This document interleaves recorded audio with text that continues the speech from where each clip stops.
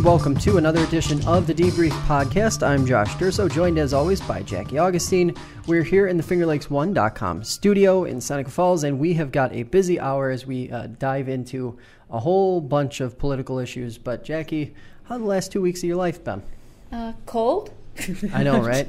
It's never ending. Spring. Winter is never ending. I don't know what's going on. We have the Seneca 7 coming up at the end of the month, and I am wondering if it's going to be a wintertime race. I don't know. That would be challenging, wouldn't it? It would be. I assume there are a group of people who would enjoy it, who would like an additional bout of suffering, I suppose. But yeah, I would like for it. I'm ready for it to be at least in the 60s. So I would take 50s at this point. Oh, I mean, 60s is so greedy, I think. I know. Okay, you're true. You're right. Okay, so today we're going to be talking about Del Lago Resort and Casino, Sinclair Broadcast Group, who made headlines this past week. New legislation coming out of Albany, an officer-involved shooting in Canandaigua, and the city manager search in Geneva. But first, of course, like always, we're starting with questions. Questions. I'm glad people are sending in questions. Yeah, and we keep getting more and more. Some of them tend to, if you don't see your name attached to a question, it's because multiple people asked the same or roughly the same question, which happens. But question number one comes from Abby, who asks, why does bail fluctuate so greatly from one arrest to another in the area? Shouldn't this be something that state lawmakers address? And this is a strange question for us to be talking about, but I would say it's probably one of the top 3 most asked questions on Finger Lakes 1 overall. Because Really? because you see a lot of police beat stories and they get a lot of traction on social media, and a lot of people will say, well, why is this accused domestic abuser held on $250 bail versus this other individual who is held on $1,000 bail for petty larceny? Right. And the reason why I wanted to talk about it was because this seems to be one of the first areas that lawmakers and officials and justice seekers tend to point to as being an issue. There were a couple bail measures talked about and sort of tossed around, Yep. But nothing really concrete. I know Governor Cuomo wanted to eliminate bail for a certain set number of nonviolent type of offenses. But the uniformity does seem to be lacking, and perhaps that would be an area where, and this is just my opinion, the whole process of seeking out justice could be made a whole lot less complicated. Yeah, I mean, I think in general, there is a concern, and a well-justified concern, about disparities in various aspects of the criminal justice system. So on one hand, standardizing things like bail and maybe reducing the instances in which bail is applied would be good. On the other hand, you've got this kind of judicial discretion question where you do want your judges to be able to look at a particular case and actually assess whether or not there is a flight risk or a threat of somebody not showing up. So this is an area kind of outside of my expertise, if I have any expertise. So I don't know why it varies so much, and now I'm curious to find out a little bit more about it. But I definitely think it is something that people should be looking at, and I certainly know that the bail system does disproportionately affect people in poverty because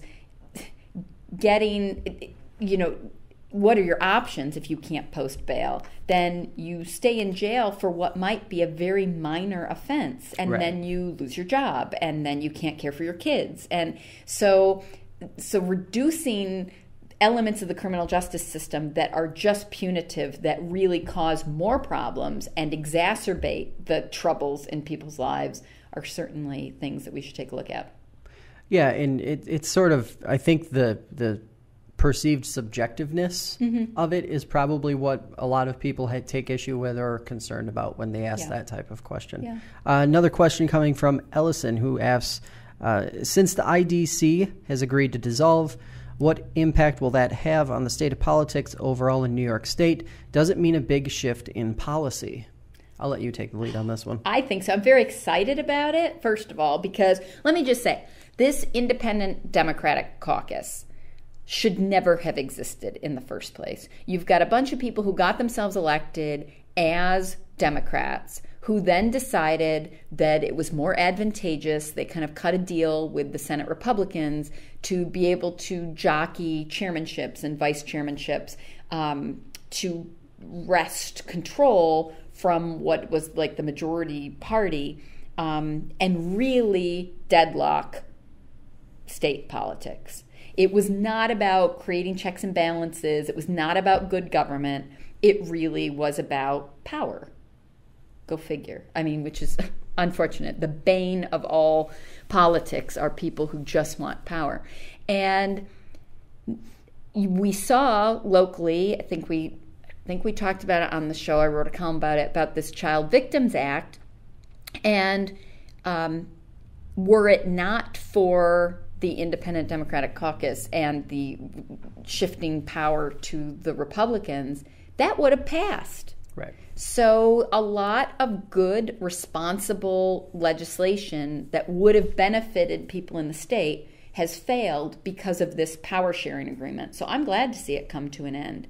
Now, do I trust that all the members of that group will operate in a way that is always just in the state's best interest?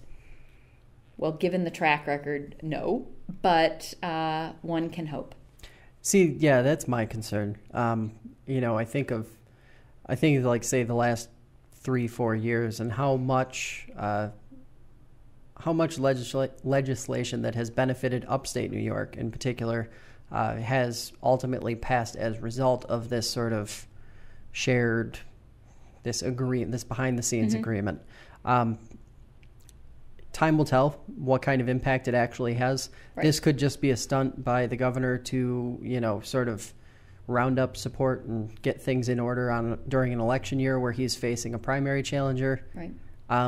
Although that's weird. That's weird because actually the political analysis that I have read, which seems to ring true to me, even though it seems counterintuitive, is that this power situation has actually been enabled by the governor, keeping the Republican control of the Senate, and actually favored by him. So in theory, he could have ended it a long time ago if he really wanted to. Doesn't that fall in line with the whole idea behind the reason why Cynthia Nixon popped up is because Governor Cuomo needs to be pushed to the left? Or the belief is that he needs to be pushed to the left because he does seem to at times try to straddle that middle ground? I don't know. I mean, I'm not sure that it's a matter of left versus right. I would like to think that it's more a struggle between kind of good old boy deal making and actual transparent government. Mm-hmm. But that's my idealistic and probably overly naive, as I know, hope about life in general, that people have good motives. But I am reluctant to say that Cynthia Nixon's run is all about just pushing him to the left. I do think she is raising issues about actual conduct of government and ethics and transparency, but that doesn't. I'm not fully on board with her candidacy, as we discussed before. Mm-hmm. But I would like to think it's more about just an ideological shift and also these kind of good government components. But again, that's just me hoping. So our third question comes from Ryan, who asks, what do you guys make of the comments made by Deputy Supervisor Lou Ferrara at last Tuesday's Seneca Falls Town Board meeting? Obviously, we had a story up the next day about the outline, the sort of general idea of what Deputy Supervisor Ferrara was going after. He wants to see an ethics board with public components introduced into that. He talked about a town administrator. He talked about streamlining some of the services that the town offers, going to a public works director as opposed to having a highway superintendent and a water and sewer director. It's sort of streamlining some things. Obviously, all of those that he covered, and he covered a lot more than what I'm referencing right now.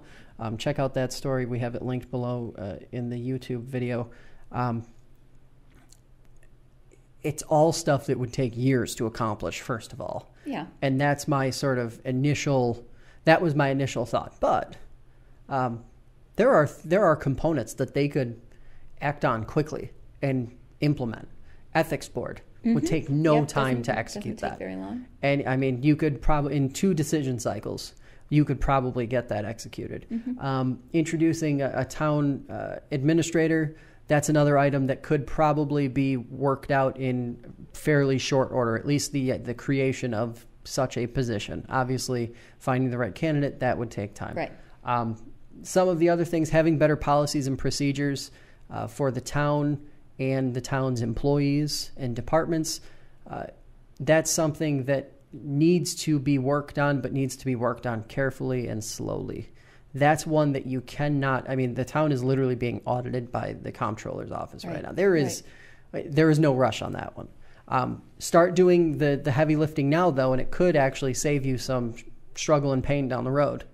And there's a couple that I'm missing that I'm not remembering right off the top of my head, but the ideas, just answering this question plainly, I take them seriously, and I think that the community and the rest of the town board needs to take Deputy Supervisor Ferrara seriously on this one.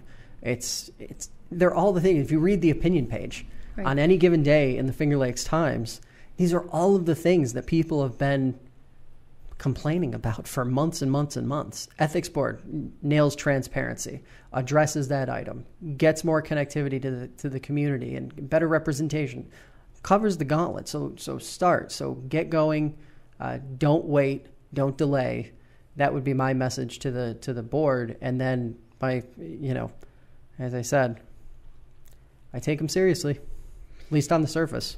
Yeah, I mean, I'm glad you mentioned the comptroller's audit, because I think, in the way those things usually run, it's not just a procedure whereby they come down and say, yeah, this checks out or this doesn't check out. Like, there will actually be recommendations for policies and procedures that will make things better, make things more transparent and accountable. So I think, as you say, kind of codifying any procedures prior to having that report is premature, but they could get started. An ethics board, of course, near and dear to my heart. I absolutely think every government should have an ethics board, but it can't be a watered down ethics board. I mean, I think that's some of the trouble Geneva's running into. We kind of went in with a strong proposal and it got scaled back.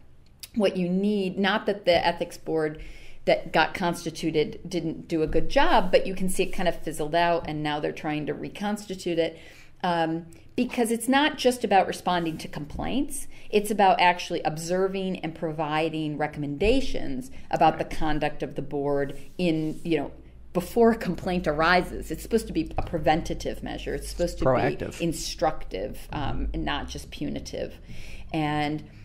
But the other thing, I was thinking about his proposals in general, and I'm going to totally botch the quote. This quote popped into my head, and then I'm thinking, that doesn't quite sound right. But basically, the idea is that in a system without rules, everything is guerrilla warfare. That's the general quote, and I love it because it captures the real quote, whatever it is, captures the real idea, which is that if things are haphazard, if things are arbitrary, then anything goes, right?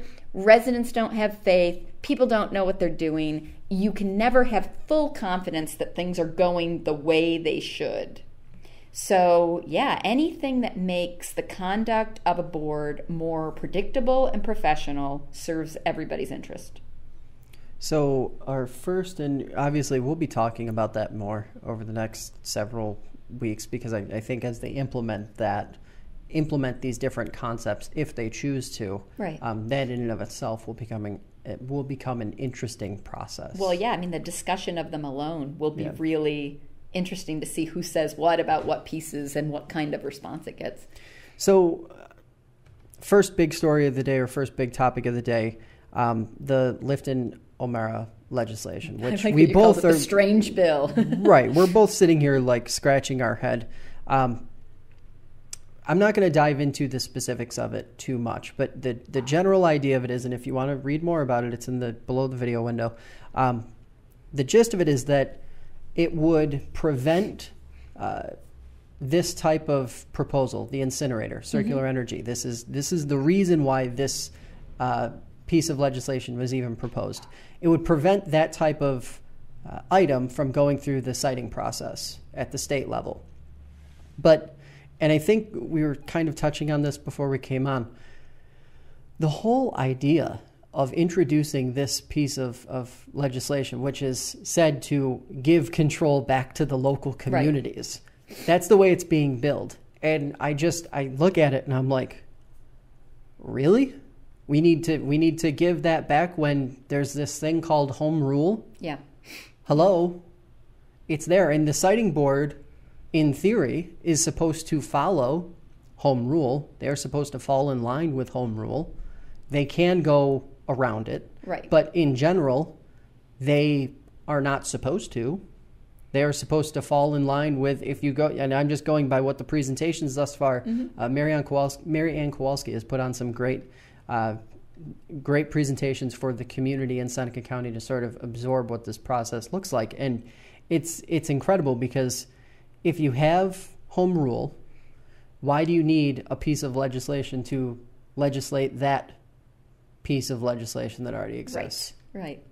Why? But, I mean, I think that with this electricity generating siting rule, I think the attempt initially, when they, not this bill that's being proposed, but the bill that it would kind of adjust, when this regulatory authority was given, the idea was to override home rule because the worry was that kind of NIMBY concerns, not in my backyard concerns, would keep things like solar farms and wind generation from happening because people didn't really understand the technology.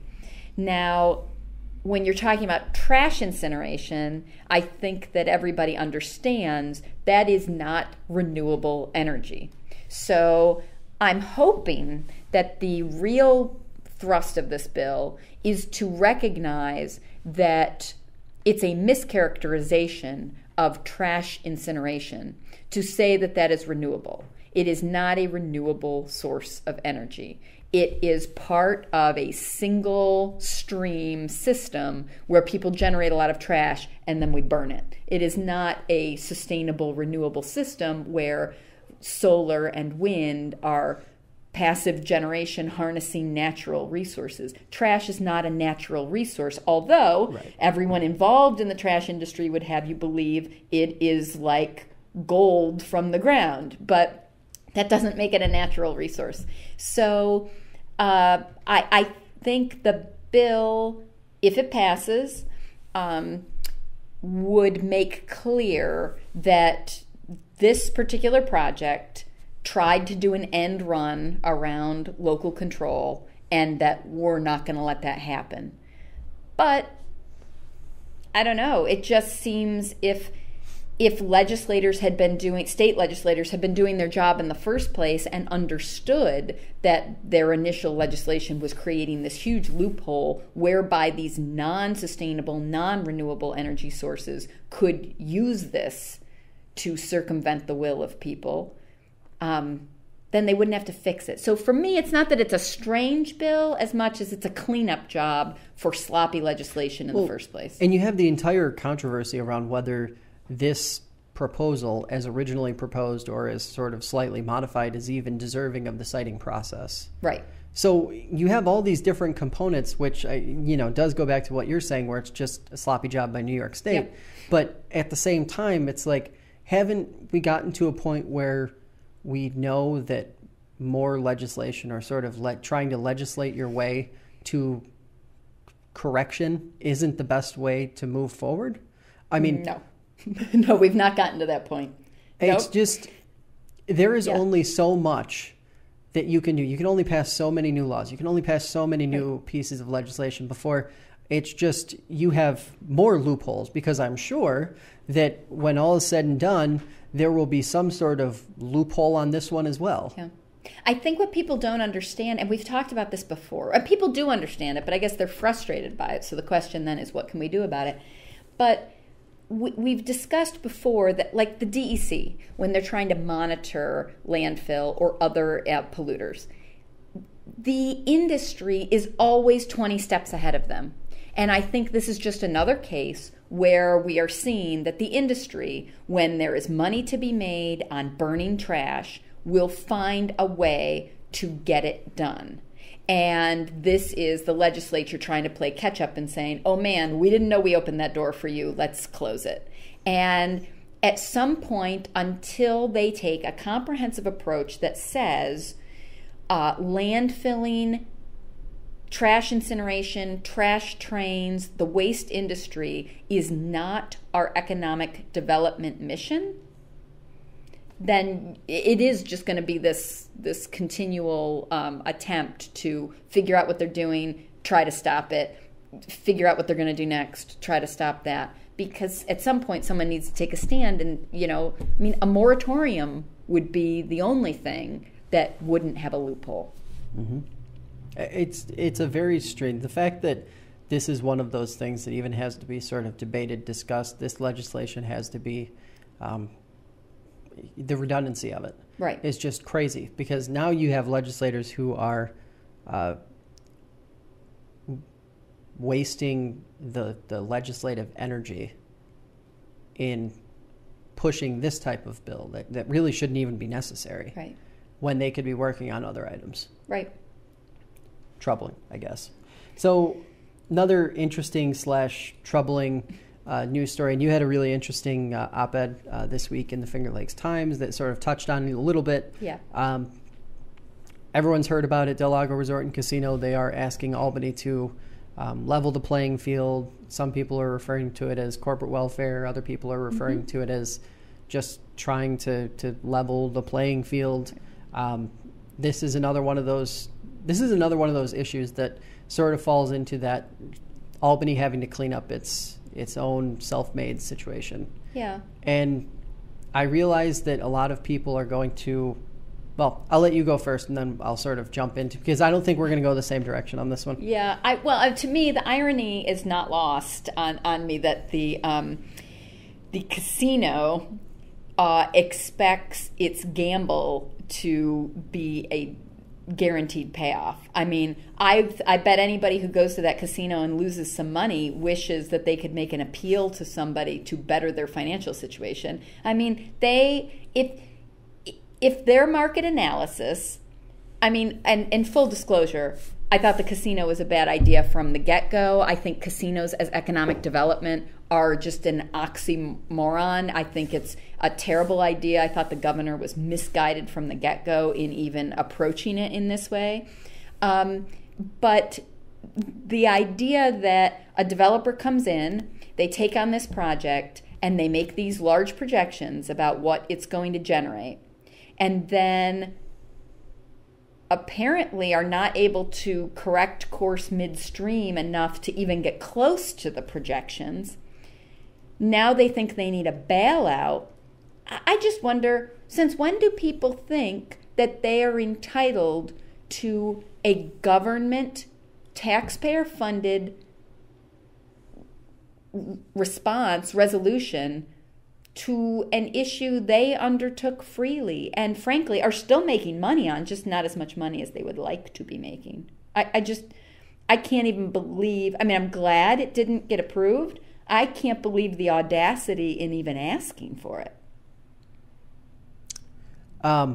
So I guess where I kind of fall on this is I'm less worried about the corporate bailout, because God knows economic development in New York State is all about tax incentives, pilots, and everything, every other kind of handout you can possibly imagine. And all of that is created because we have a terrible tax system here in New York State that essentially makes it too expensive to do business for most. And it makes economic development more challenging.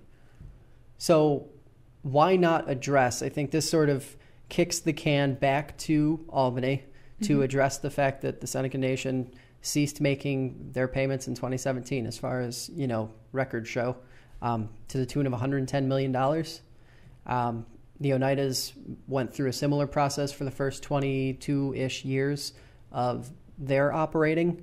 And when you have the Seneca Nation like they are now, turning around and putting that money into marketing, like north of 50 million of it, into marketing and incentives, I thought was pretty telling the actual free plays being offered by the casinos in the area. Seneca Niagara in Buffalo is even tripling what Turning Stone is offering. And they're able to do that because of the money they're not giving to New York State, which they, in theory, should be giving to New York State. This is a New York State created problem. Yeah. New York State has had, and this is where it all sort of circles back, and everybody tends to agree, New York State has had terrible vision on economic development. Yep. It has been a mess. Yes. The fact that you have economic development councils having to hand out IDAs, having to hand out different degrees of packages and incentives to do this, that, or the other thing, it's wild. It makes no sense. And when you get into a situation like this, now New York State's the bad guy no matter what. Right.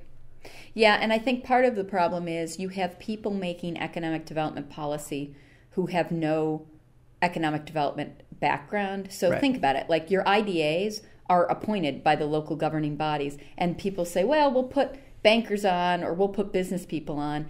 Okay, running a business and generating economic development are two different skill sets. No one wants to admit that. People think if you successfully created a business, you must know how to recruit and retain businesses. Totally different skills.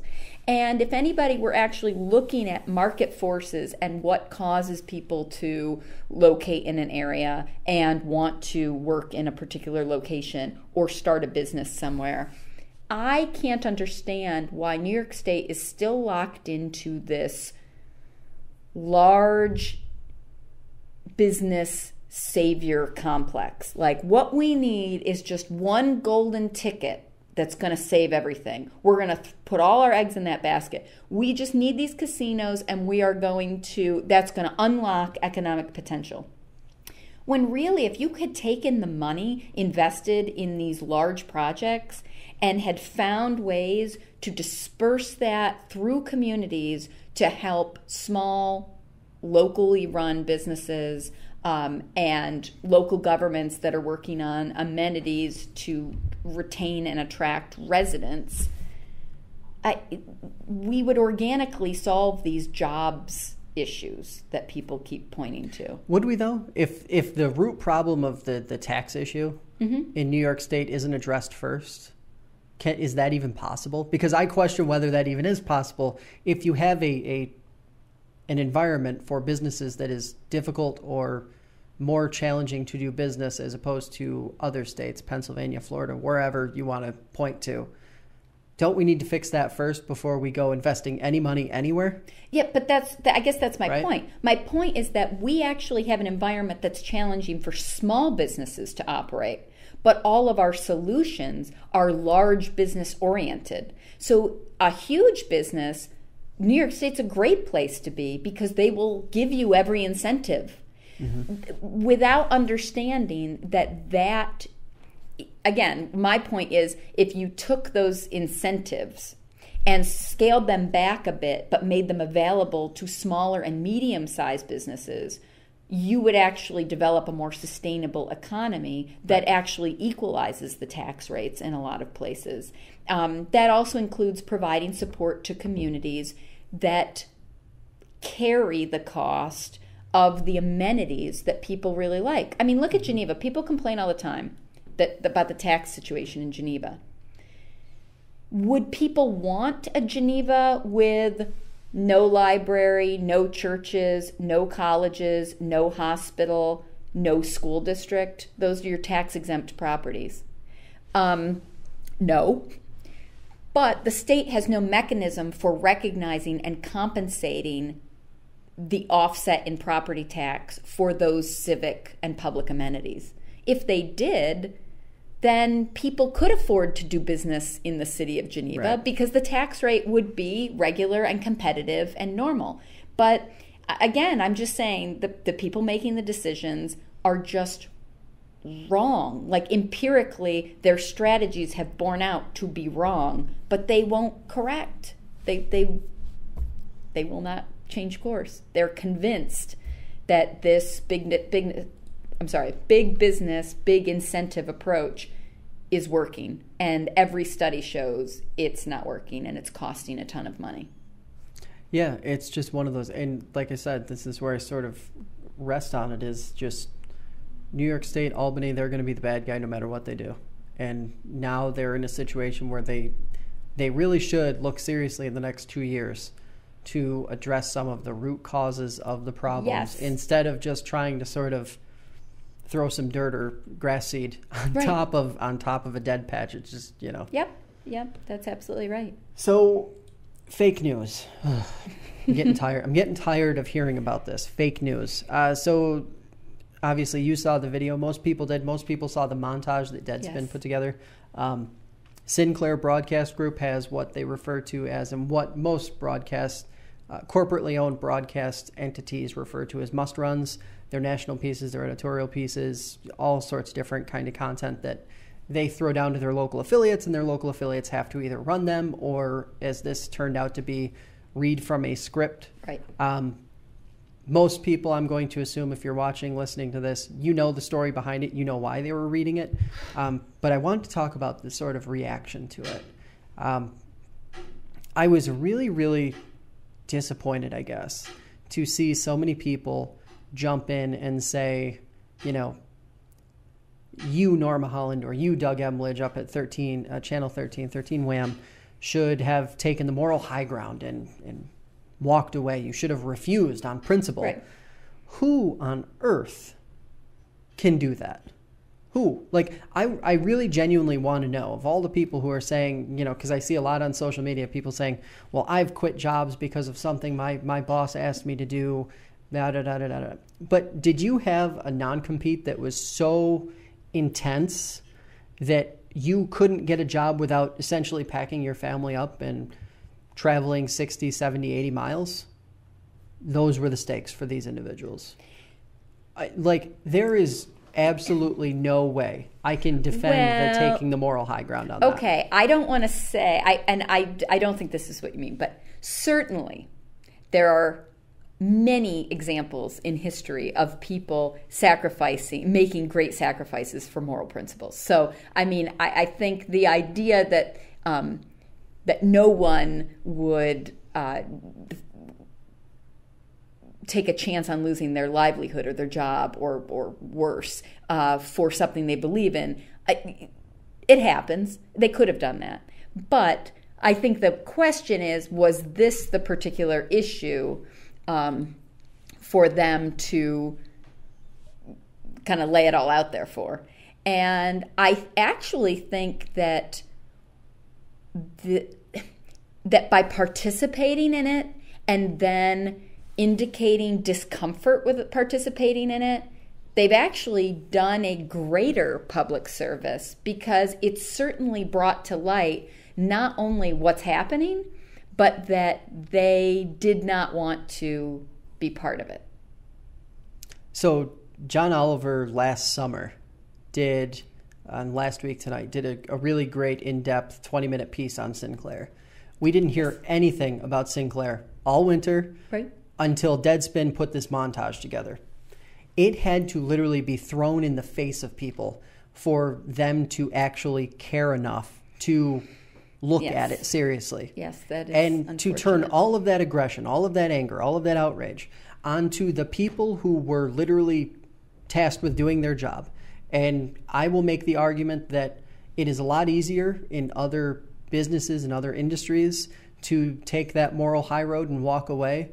But in the media industry, there are some really, really intense factors at play. The non-compete is something that I think very, very few people actually understand the extent to which large corporations that own these broadcast channels that we watch every night, the 5 o'clock news, Nexstar, Sinclair, all these different players, it is cutthroat.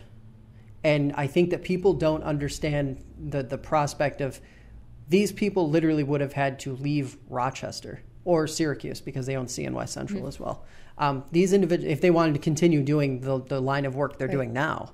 And I don't disagree with you that I'm not, my criticism is not with the on-air personalities. Right. Because, to be honest, I don't actually regard the on-air personalities as independent journalists in the first place. I mean, they are reading scripted news. I mean, they are the personalities that deliver the journalistic news. I think the issue, and I mean, think about it. Like we were talking beforehand, with newspapers. I mean, nobody is upset that the Associated Press generates content that multiple outlets across the country run as their news.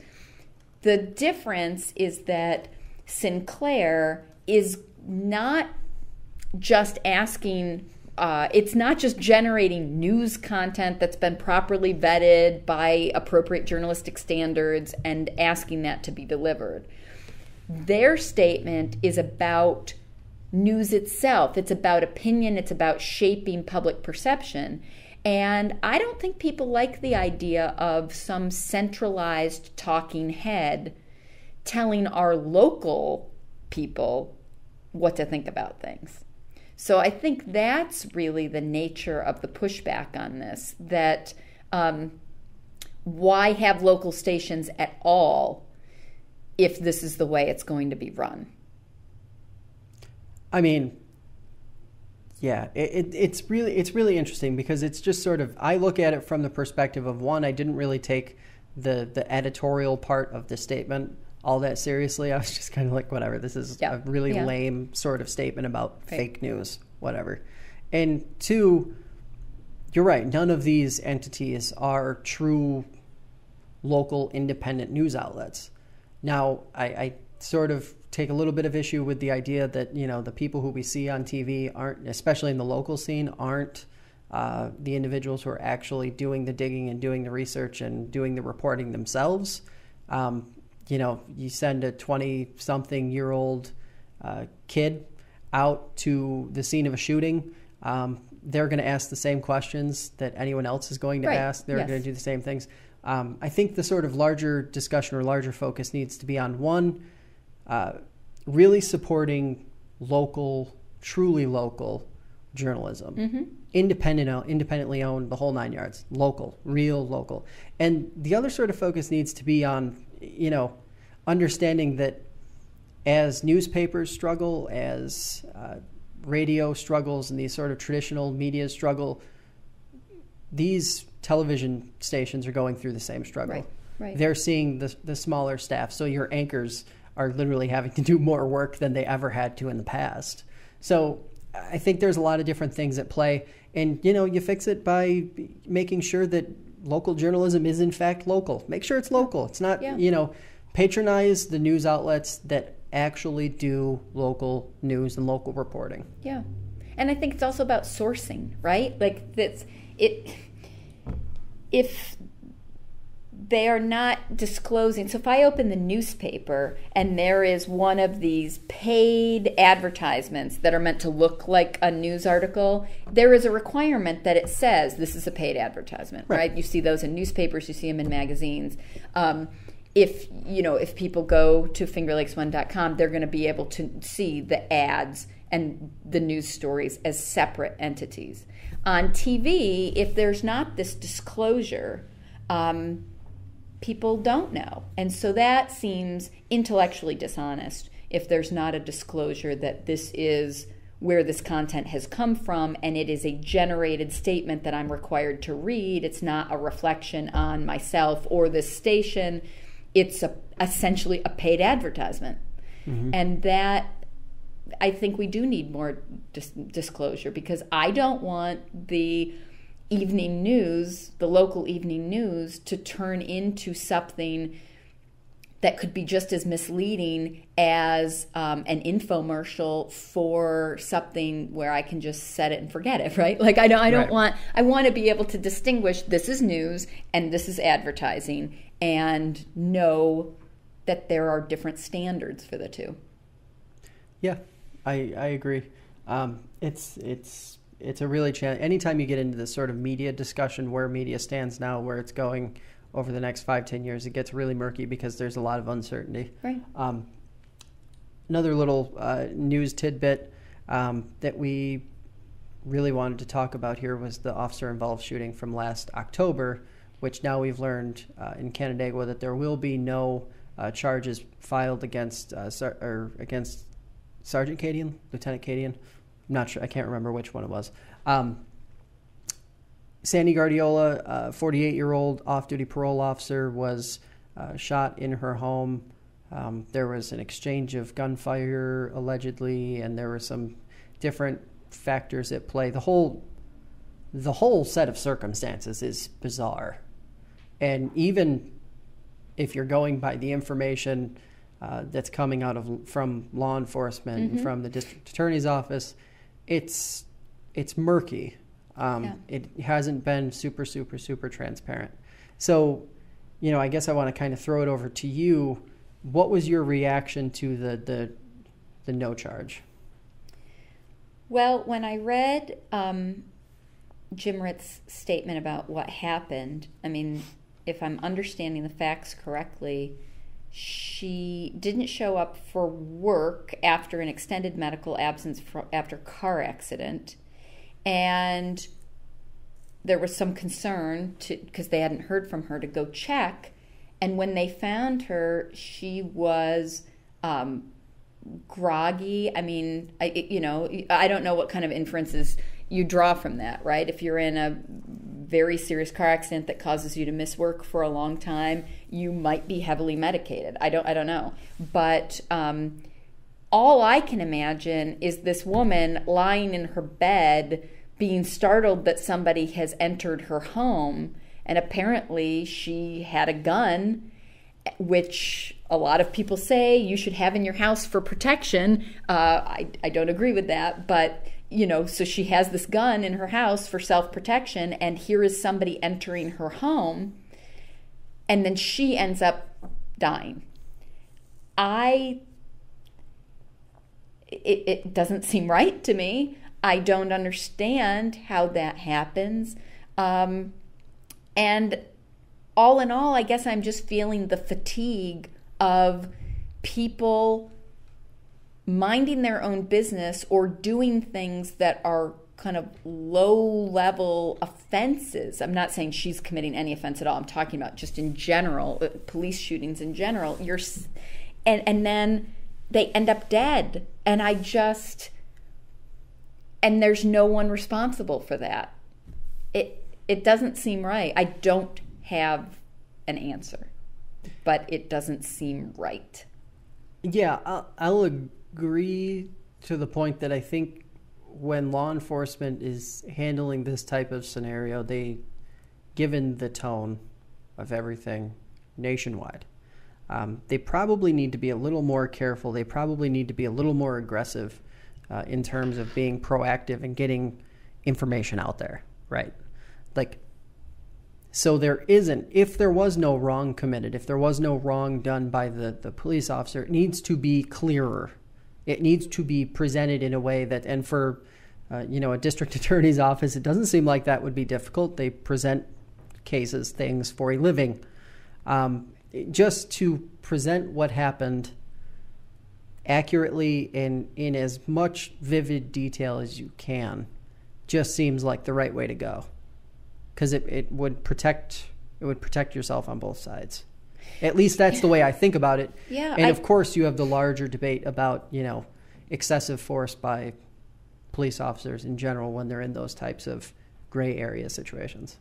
Yeah, I guess for me it just is another situation where, is it really our society's determination that anytime you feel threatened, you may shoot to kill. Because if that is the truth, I find that a very scary circumstance, that you can know there will be no further questions asked if you felt scared. I just don't see that as fair, and it's certainly not something we would accept or expect from other human behavior. I mean, if someone feels threatened, we don't say, yeah, go punch that person in the face, they threatened you. I mean, we expect de-escalation in every aspect of our lives, except in these cases that involve the police. And that makes me uncomfortable. Yeah, and the family is filing a civil suit against the Canandaigua Police Department, against the city.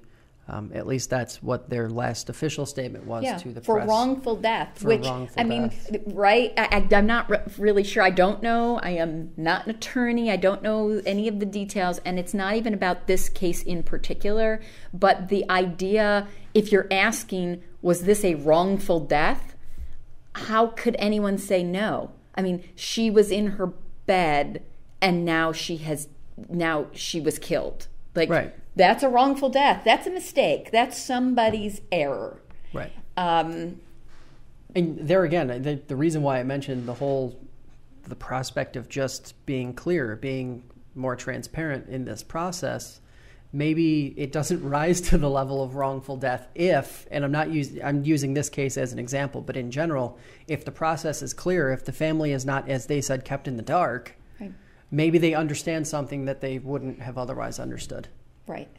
And it's just like this, it's preventable. The situation itself was preventable. Why does a wellness check escalate to that? And they admitted, the district attorney's office said, I believe in their statement, something along the lines of, this ordinarily is not a situation that turns out the way it did. Mm-hmm. Okay, well then wouldn't have it been wise to call for some sort of backup, make some sort of, try to make another method of contact as opposed to just going straight in, entering the property, going into an immediate shots fired exchange kind of situation? Yeah, I mean, think about the consequences. Think about, if somebody has an elderly relative that they're worried about, if somebody has a teenager that they're worried about, if they call for a wellness check, or they call because they have a concern, maybe they're not going to call if they don't have a feeling of assurance that it might not end up with the person they are concerned about injured or worse. Yeah, it's strange. But it's one of those things that there needs to be a broad policy to address, to ensure that these types of things don't happen in the future, right. I think. Another item, search for the city manager. There was a really interesting story in the Finger Lakes Times this past week. You were really interested in it. You wanted to talk about it. Mm-hmm. I'll give you the floor first, and then we'll sort of jump in, because I'm still just kind of sitting here scratching my head, like, what's going on? We all are. And I went to the city council meeting on Wednesday night because I assumed, okay, there was this article in the paper, and it was in response. It was written as though it were in response to questions they were hearing about the process. And the article concluded that as of Monday, there was no information about the city manager search committee or when they would meet or what the process was. So on Wednesday night, you would think, in light of that article, expecting some kind of update about the process, which the mayor delivered.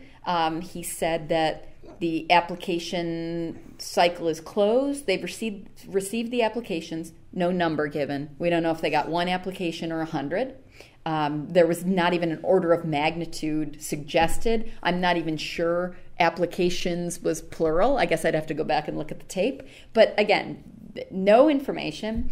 There is a search committee. He did confirm that, and they will be meeting next week at HWS.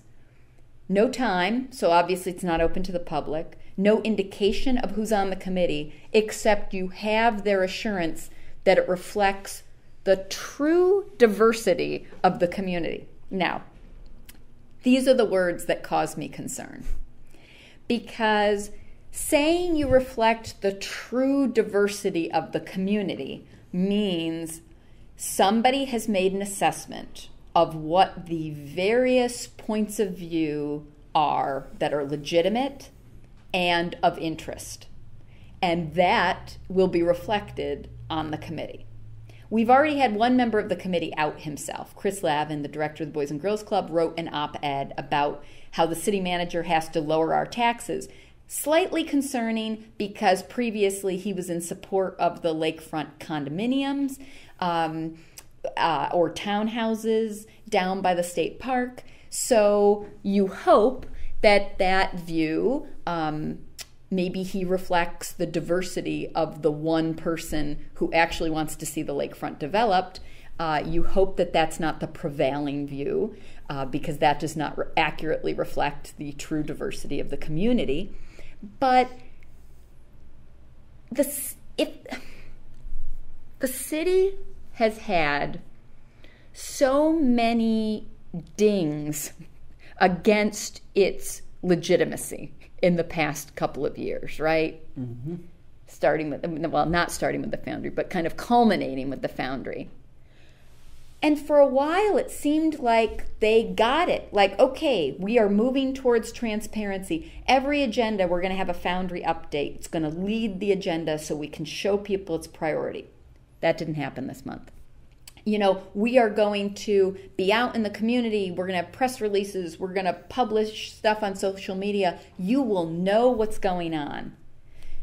Except on the biggest decision that's going to affect Geneva's development for the next 10, 20 years. And on that, we're going to go back to our old way of doing business, which is you're people of Geneva, you're on a need-to-know basis, and right now we've determined you don't need to know.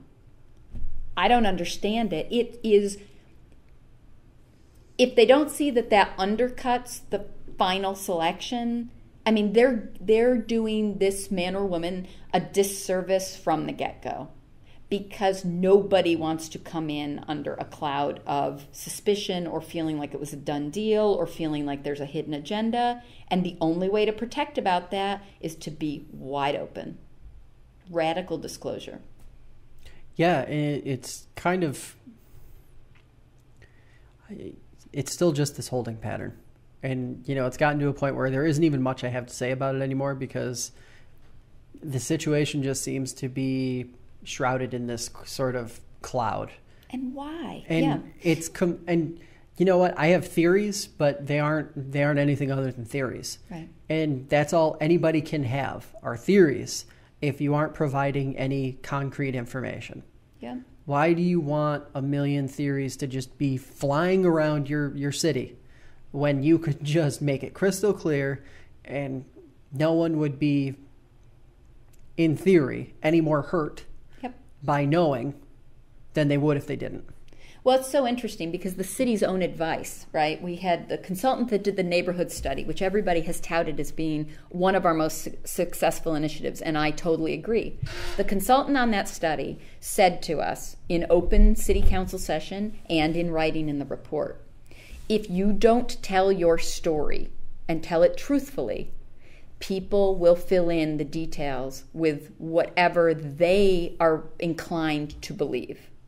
So if you want to be trustworthy, if you want to be something, a person or an entity that is taken seriously, tell the true story and just be yourself, be Geneva. That was his message, be Geneva. And here we are, you know, it came up at the council meeting. One of the councilors, Councilor Hagerman, was praising Ryan Wallace, the owner of Small Grid, who's doing that lake tunnel development. Mm-hmm. And he said, you know what? I haven't heard anybody say anything bad about this project. That's not to say everybody loves it, right? I mean, like, it's not like everybody, he's not saying there's unanimous enthusiasm or whatever, but by and large, no one is criticizing it because they have been so radically transparent every step of the way, coming to council, hey, we have this change, we have that change, here's why. We don't have to come and tell you, but we want to anyway. That boosts confidence. That makes people feel like you're a stand-up person with integrity. Why the city can't take that lesson and become a city government of integrity, of honesty, of transparency, that's what people want. Give people some credit. People would welcome that. But I left frustrated because it's like they get so close to getting back on track and then they just drive it right off the rails again. Yeah. All right, so our stories of the week. Mine are pretty mundane, but pretty interesting. Both judge races in Ontario and Seneca County. Okay. I think they're both worth watching. There isn't any grand statement I'm going to make here. Okay. Just two really interesting things to watch. Obviously, some of the players in both of those races have released statements in the past week because of committee's decisions to either endorse or not endorse. Something worth watching and definitely keeping an eye on, especially since these are probably going to be some of the biggest local races on the calendar this November when all is said and done. Okay, mine, I guess, would be the Parrott Hall issue in Geneva, and I think this is of regional importance just by the process and what's going on. The state acquired the building, I think back in like the 1960s, for the express purpose of preserving it and making it some kind of like historical site, and then proceeded to just kind of abandon it by neglect, right? Not do anything substantial to it. And now, due to their lack of maintenance, they're saying it needs to be demolished. And there is a community group that's willing to take the building on and see what they can do with it, and the state won't give it up. And so our state tax dollars are going to be used, in theory, if nothing changes, to demolish a building that the city used our state tax dollars to acquire for a historical site, and use state tax dollars through member items and other appropriations to minimally maintain. And if people aren't upset about that, then I do not think they are paying close attention, because this is not the only building in the area that is seeing the same kind of facing the same kind of fate just through mismanagement. So, I mean, I think at this point the state has an obligation to turn it over to the local residents because A, it's the right thing to do, but B, it stops the flow of throwing tax dollars towards demolition and just exacerbating a problem they shouldn't have gotten us into in the first place. But, you know, I believe in the power of local people with passion and good ideas to actually get stuff done. So I think I'm hoping the city council takes up the resolution to urge the state to turn it over. And I hope the city takes a more proactive role in actually facilitating that transfer. And that's it. Yeah. That's it. And that's where we'll leave it. That's where we'll leave it this week. That is going to do it for this week's show. Thanks to our listeners. Thanks to Finger Lakes One for making this podcast possible. Let us know what's on your mind. Drop us a line at debrief@fingerlakes1.com. For Jackie Augustine, I'm Josh Durso. Stay informed, Finger Lakes, and we will catch you next time.